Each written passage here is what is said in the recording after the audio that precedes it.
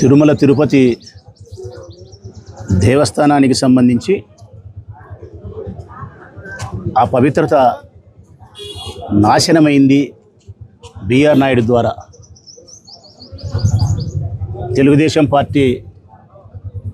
తెలుగుదేశం ప్రభుత్వం ఏర్పాటు చేసిన తర్వాత టీటీడీ చైర్మన్గా చంద్రబాబు నాయుడు గారికి అత్యంత దగ్గరగా ఉండే వ్యక్తి, ఆయన అబద్ధాలను నిజాలుగా నమ్మించే ఓ టీవీ ఛానల్ ప్రతినిధి TV5 బిఆర్ నాయుడు గారు ఈయనను టీటీడీ చైర్మన్గా నియమించడం జరిగింది ప్రభుత్వం వచ్చిన తర్వాత. తిరుమల తిరుపతి దేవస్థానం కానీ కొండ మీద కానీ ఎంతో పవిత్రమైనటువంటి వాతావరణము, ప్రాంతము.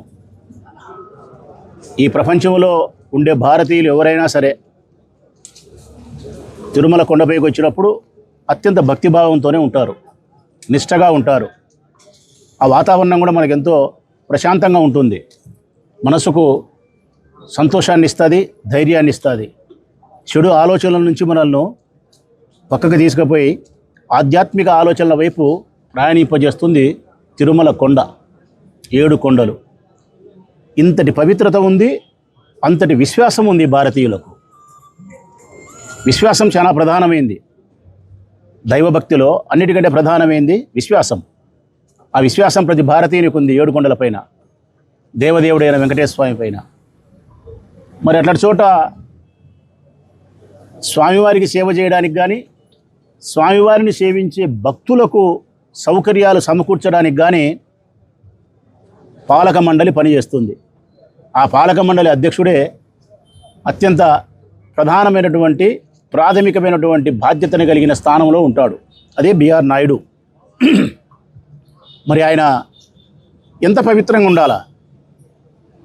గతం గతః ఆయన ఆలోచనలు కానీ, స్వామివారి పట్ల ఆయనకుండే అంకిత భావం కానీ, స్వామివారిని సేవించే భక్తుల పట్ల ఆయనకుండే నిబద్ధత కానీ, ఆయన వ్యక్తిగత జీవితం కానీ అన్నీ కూడా పవిత్రంగా ఉండాల్సినటువంటి అవసరం ఉంది.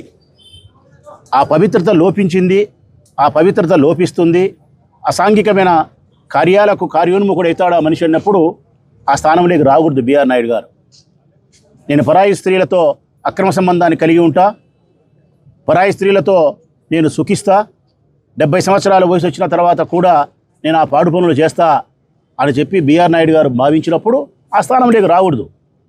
రాకుండా నీ వ్యక్తిగతమైన జీవితాన్ని నువ్వు ఎట్లా అనుభవించినా కానీ ఈరోజు నీ గురించి మాట్లాడే అవసరం లేదు.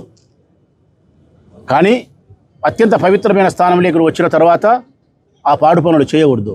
ఆ పాడు పనులు చేసి మళ్ళీ బుకాయించడం, ఎంత అధ్వానంగా, అన్యాయంగా బుకాయించడం అంటే దాంట్లో అశ్లీలత ఏముంది అంటున్నాడు ఆయన. మీడియా ముందుకు వచ్చి అశ్లీలత ఏముంది, అందులో ఏమీ లేదంట అశ్లీలత.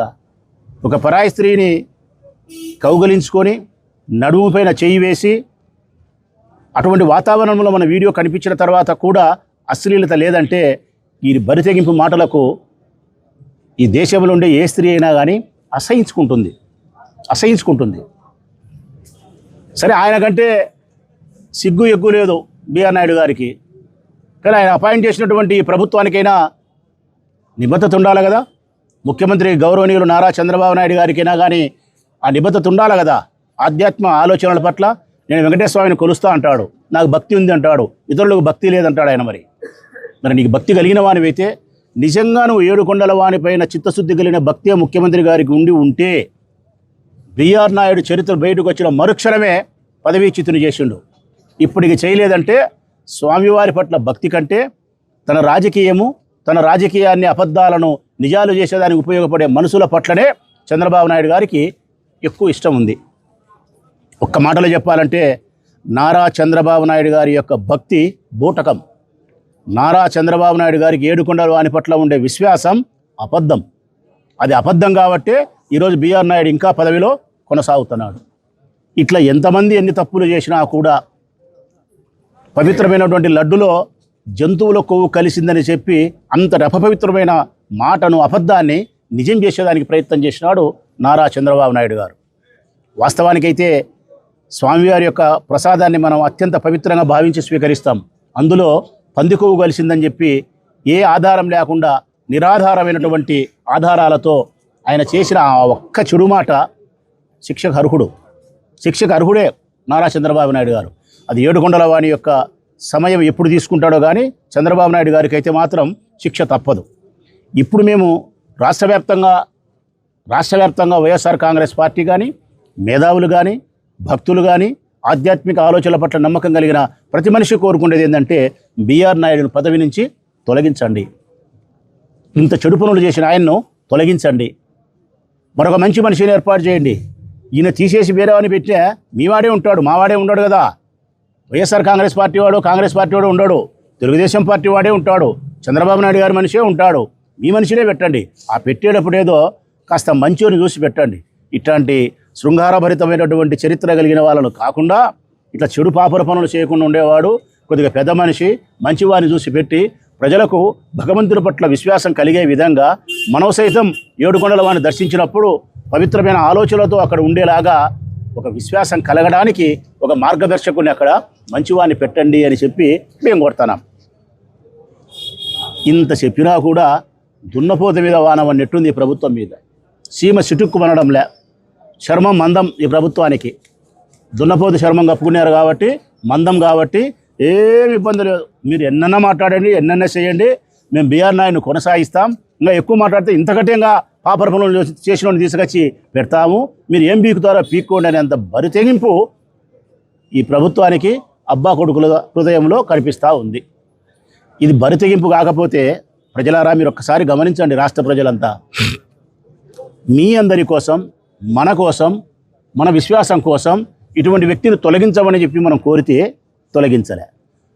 కనీసం ఏడుకొండల వాని గుడికి వచ్చి మేమందరం ఈరోజు ప్రొద్దుటూరులో మేము వెంకటేశ్వర స్వామి గుడిలో ఉన్నాం.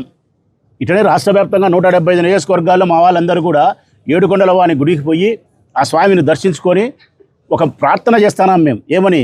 తండ్రి, పవిత్రమైనటువంటి నీ ఏడుకొండలు అపవిత్రమైతనాయి ఈ బిఆర్ నాయుడు ద్వారా, ఈ చంద్రబాబు నాయుడు ద్వారా. నిన్ను నీవు రక్షించుకొని నీ పట్ల విశ్వాసం కలిగిన మా నమ్మకాన్ని రక్షించు తండ్రి, మా నమ్మకాన్ని రక్షించు తండ్రి. అతన్ని తొలగించేదానికి కావాల్సిన ఏర్పాటు చేయి, అక్కడ ఒక పవిత్రమైన మనిషిని ఏర్పాటు చేయి, మా విశ్వాసాన్ని బ్రతికించు తండ్రి అని చెప్పి మేము ప్రార్థన చేయడానికి గుడికి వస్తే ఇక్కడ పోలీసు వాళ్ళని పెట్టినారు. విచిత్రం ఏంటంటే లోపల పూజ చేసే స్వామికి నోటీసులు ఇచ్చినారు. పూజ చేసే స్వామికి ఇచ్చినారు బ్రాహ్మణోత్వానికి నోటీసులు. ఏమని?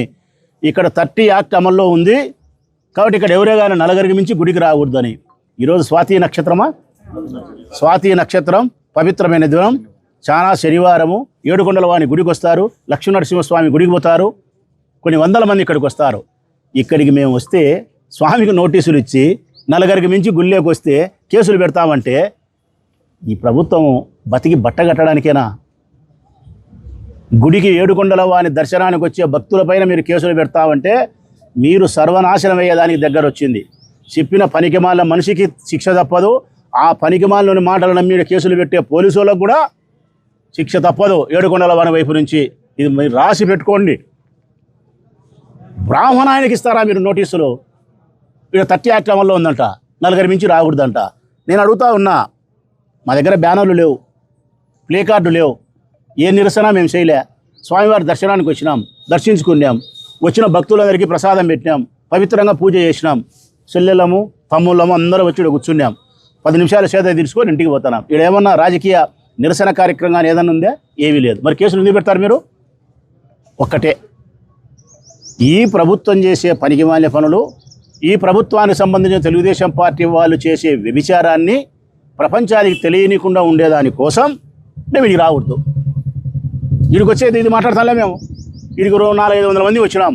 400-500 మంది స్వామివారి దేవాలయానికి వచ్చినారంటే ఎందుకు వచ్చినారంటే ఇదిగో బిఆర్ నాయుడు తొలగించమని వాళ్ళు ప్రార్థన చేస్తున్నారని 10 మందికి తెలుస్తుంది. ఇది ప్రపంచానికి తెలియకూడదు. ప్రపంచానికి తెలియకుండా ఉండేదాని కోసం మేము ఇడికి రాకూడదు. ఇడికి రాకూడదంటే మమ్మల్ని బెదిరించుకోవాలా, కేసులు పెట్టాలా. నువ్వు పెట్టే కేసులకు వైఎస్ఆర్ కాంగ్రెస్ పార్టీ కార్యకర్త భయపడతాడా ముఖ్యమంత్రి గారు? నువ్వు పెట్టే కేసులకు, పోలీసు వాళ్ళు పెట్టే కేసులకు మేము ఒక్క నిమిషమైనా జంకుతామా? మా ఆడపిల్లలు భయపడరు, మేము కాదు. మా ఆడపిల్లలు, వైఎస్ఆర్ కాంగ్రెస్ పార్టీకి సంబంధించిన మా చెల్లెళ్ళు, మా ఆడపిల్లలు భయపడరు. మీరు పెట్టే కేసులకు పెట్టు, ఎంతమంది మీద కేసులు పెడతారో. న్యాయస్థానానికి వస్తాం, మేము చేసిన నేరం ఏందో చెప్తాము, మీరు చేసిన నేరం ఏందో చెప్తాము. న్యాయస్థానంలోనే మిమ్మల్ని కడిగి వారేసే ప్రయత్నం చేస్తాం. ఇది చాలా దుర్మార్గమైన ప్రభుత్వం. దేవాలయానికి వచ్చిన వాళ్ళపైన కేసులంట, స్వామివారిని సేవించడానికి వచ్చిన వారిపైన కేసులంట, స్వామివారి పట్ల అపవిత్రమైన పనులు చేసే వాళ్లకు రక్షణ అంట పోలీసు వాళ్ళు. ఇంతకంటే ఆధ్యాత్మికమైనటువంటి విషయంలో అనాగరికమైన చర్య ఏదైనా ఉందా అని చెప్పి ముఖ్యమంత్రి గారిని ప్రశ్నిస్తాను. స్వామిని దర్శించుకొని సేవించే మాకు శిక్ష, ఆ స్వామివారి పట్ల అపవిత్రమైనటువంటి హృదయముతో వ్యభిచారం చేసే వాళ్లకు ఈ పోలీసులు, ఈ ప్రభుత్వం రక్షణగా నిలబడుతుందే? రామదాసు కథ చెప్పాల్సి వస్తుంది మీకు. మహాభక్తుడైన రామదాసును చెరసాలలో బంధించినప్పుడు శ్రీరామచంద్రుడు వచ్చి రాజుకు కట్టాల్సిన కప్పం కట్టి ఇడిపించుకొని పోయినాడు. ఇప్పుడు మా పరిస్థితి కూడా అదే. ఏడుకొండల వానికి భక్తులమైన మేము అత్యంత పవిత్రమైన హృదయంతో ధర్మం వైపు నిలబడినప్పుడు ధర్మానికి విరుద్ధంగా ఈ ప్రభుత్వం పనిచేస్తే, అపవిత్రమైన పనులు చేసే వాళ్ళని కాపాడేదానికి ఈ ప్రభుత్వం పనిచేస్తే, ఈ ప్రభుత్వానికి తొత్తులుగా పోలీసులు వ్యవహరిస్తే స్వామి శిక్షించడా వీళ్ళను? పెద్ద శిక్ష ముఖ్యమంత్రికి వేచే, చిన్న శిక్ష అన్న పోలీసులో వేడా? మేము చట్టం పని చేస్తున్నామని పోలీసు వాళ్ళు అంటే న్యాయం ఉంది. చట్టం పని మీరు చేయలే, చట్టానికి మీరు ప్రతినిధులుగా లేరు. చంద్రబాబు నాయుడుకు తొత్తులై మీరు పని చేస్తున్నారు. చట్టానికి మీరు ప్రతినిధులైతే మీకు సెల్యూట్ చేస్తాం. చంద్రబాబు నాయుడుకు మీరు తొత్తులై పనిచేస్తే ఏడుకొండల వాని శిక్షకు మీరు కూడా గురి అవుతారు. దయచేసి రాష్ట్ర వ్యాప్తంగా ఏడుకొండల వాని భక్తునిపైన, గుడికి వచ్చిన వానిపైన మీరు కేసులు పెడితే మాత్రం చాలా అన్యాయము. దీనిపైన ఇంతకు రెండింతలు మళ్ళీ గట్టిగా మేము కొట్లాడాల్సిన పరిస్థితి వస్తుందని పోలీసు అధికారులకు విజ్ఞప్తి చేస్తూ బిఆర్ నాయుడు గారిని వెంటనే తొలగించేంత వరకు రాష్ట్ర వ్యాప్తంగా ఈ కార్యక్రమాలు వైఎస్ఆర్ కాంగ్రెస్ పార్టీ శాంతియుతమైనటువంటి పద్ధతుల్లో భక్తి మార్గంలోనే మా శక్తిని నిరూపించుకునేదానికి ప్రయత్నం చేస్తూనే ఉంటాం. ధర్మాన్ని కాపాడడానికి, ఆధ్యాత్మిక ఆలోచనల పట్ల విశ్వాసాన్ని ప్రజలకు ఉంచడానికి మా ధర్మాన్ని మేము పాటిస్తామని చెప్పి ముఖ్యమంత్రి గారికి తెలియజేస్తూ వాస్తవ సత్యాలను ప్రజలు గుర్తించాలని సవినయంగా వేడుకుంటూ సెలవు.